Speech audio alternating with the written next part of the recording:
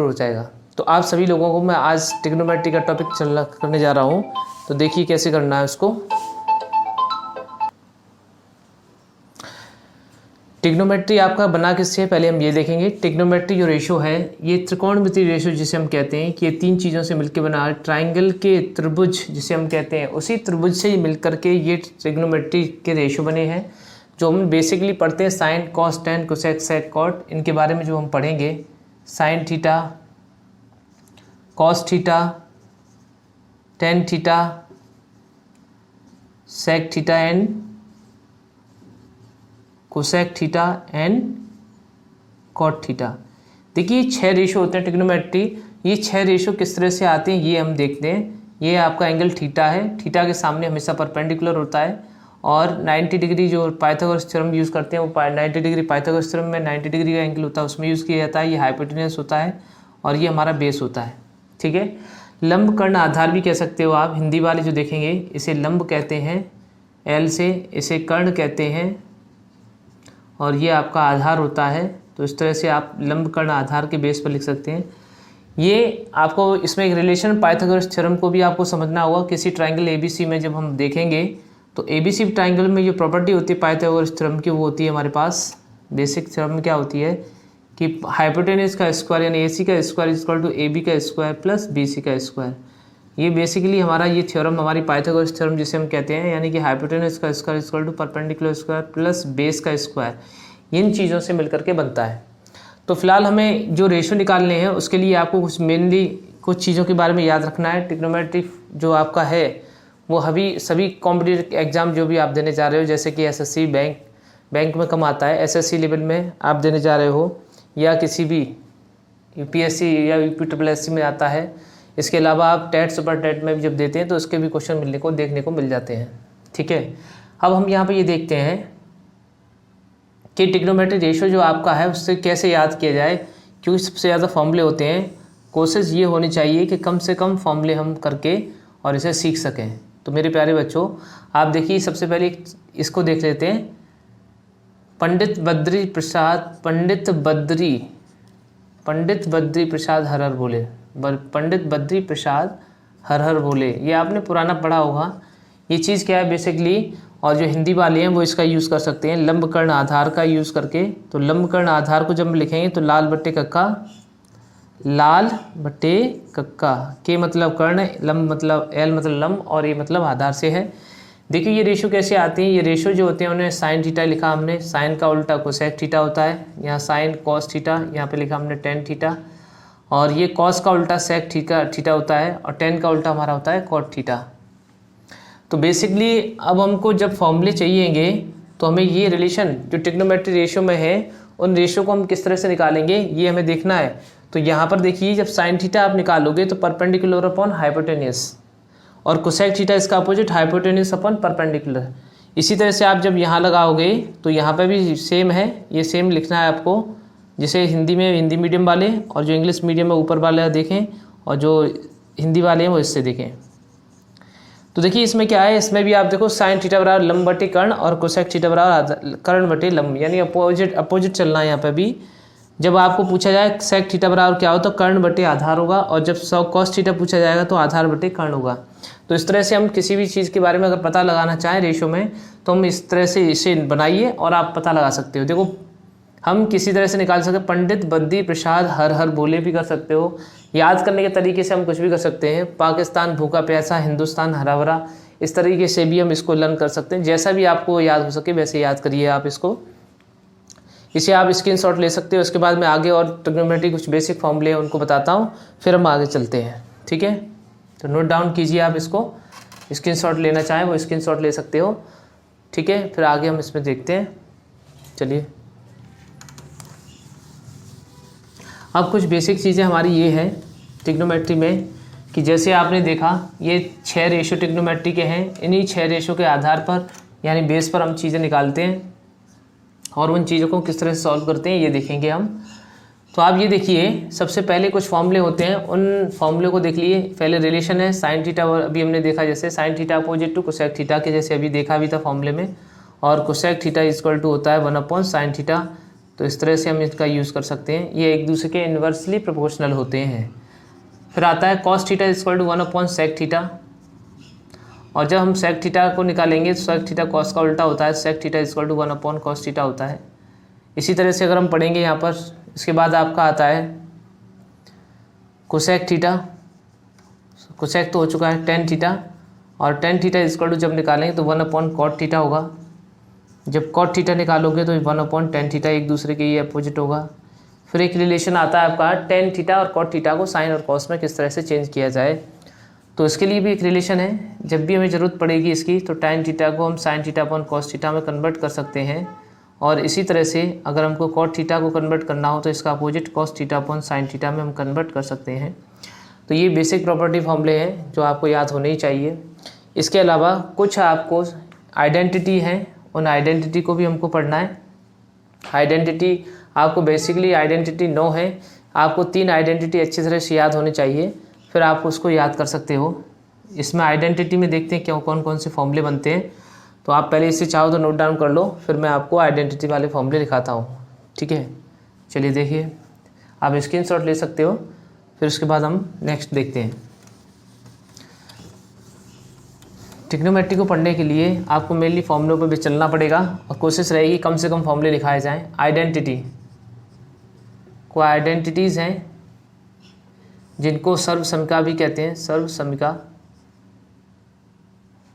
और इन सर्वसमीकाओं को यानी याद रखना पड़ेगा। पहला रिलेशन है sine square theta plus cos square theta equal to हमारा 1 होता है।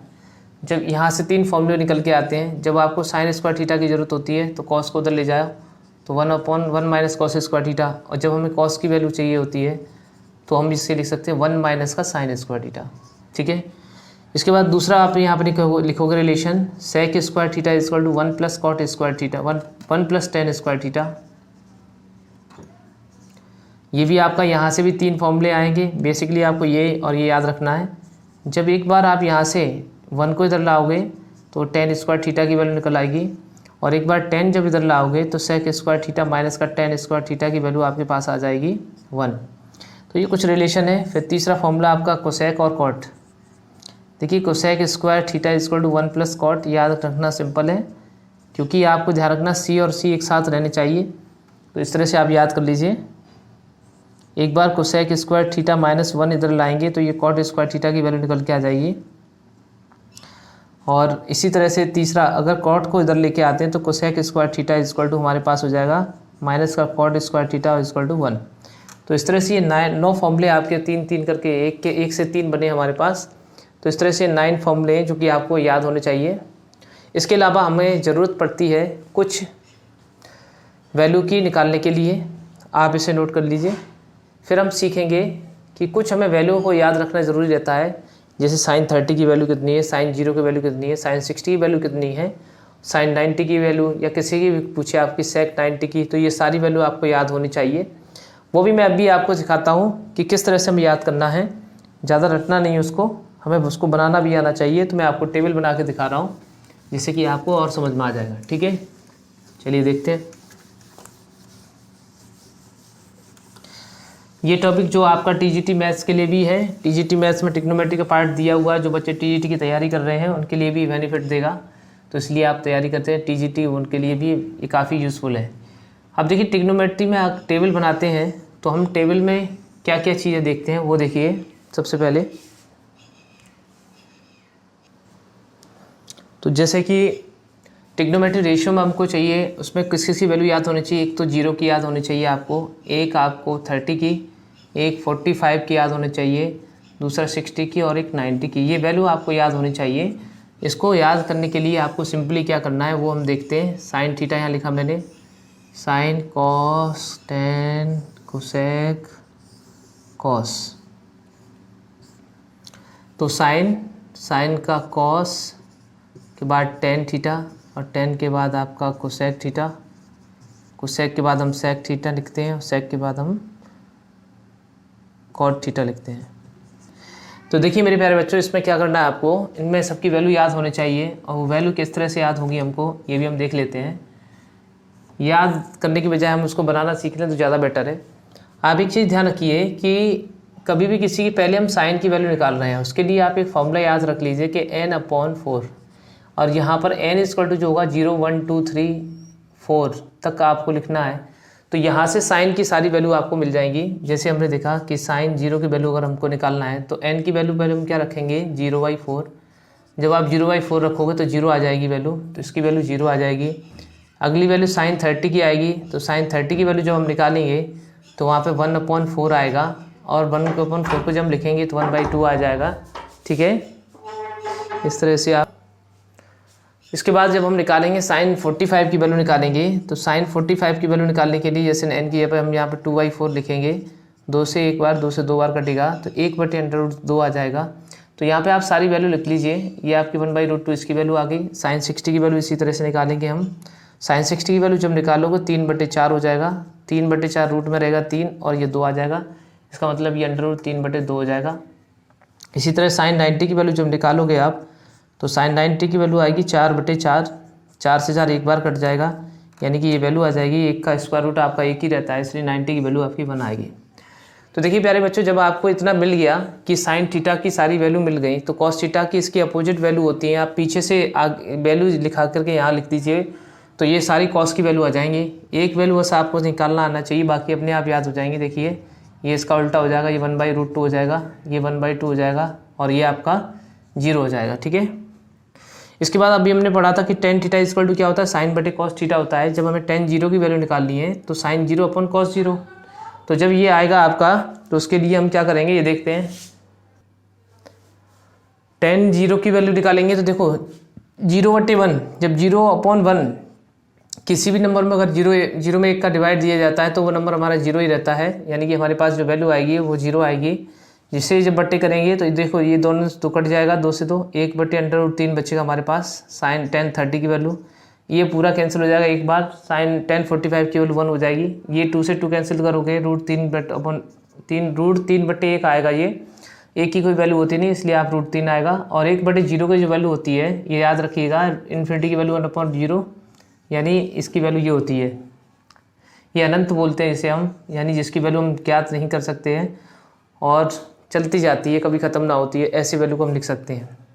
जैसे आपको बताया कि कोसेक थीटा की value, cosec theta sine theta का इन्वर्सली प्रोपोर्शनल होता है, तो ये 0/1 है, तो 1/0 क्या आएगा, इन्फिनिटी हो जाएगा।